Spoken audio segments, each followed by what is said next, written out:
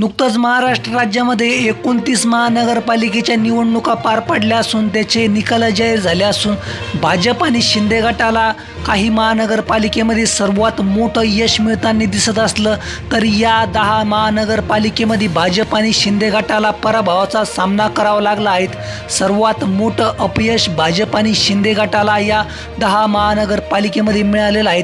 त्या संदर्भात या क्षणाची सर्वात मोठी आणि महत्त्वाची बातमी संपूर्ण राज्यामध्ये नुकत्याच नगरपालिका आणि नगर परिषदच्या निवडणुका पार पडल्या होत्या।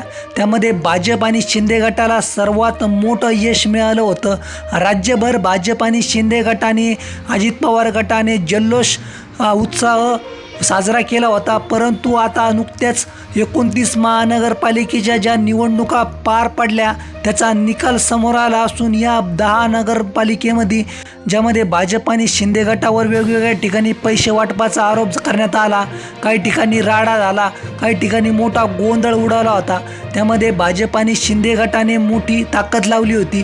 तरीही या 10 नगरपालिकेमध्ये महाराष्ट्रामध्ये भाजप आणि शिंदे गटाला सर्वात मोठं अपयश पाहायला मिळालं।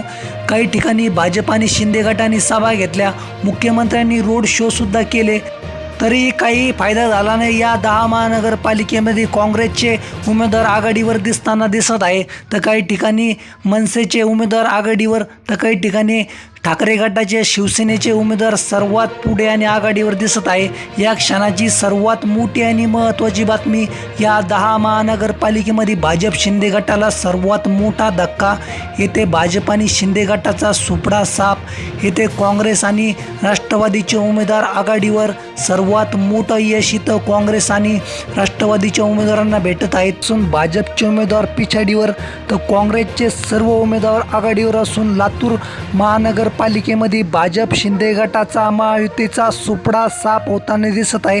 सर्वात मोठी आणि महत्त्वाची बातमी तसाच कोल्हापूरमध्ये सुद्धा महानगरपालिका निवडणुकीमध्ये भाजप शिंदे गटाला सर्वात मोठा धक्का बसताना दिसत असून काँग्रेसचे सर्व उमेदवार कोल्हापूरमधून आघाडीवर दिसत आहेत।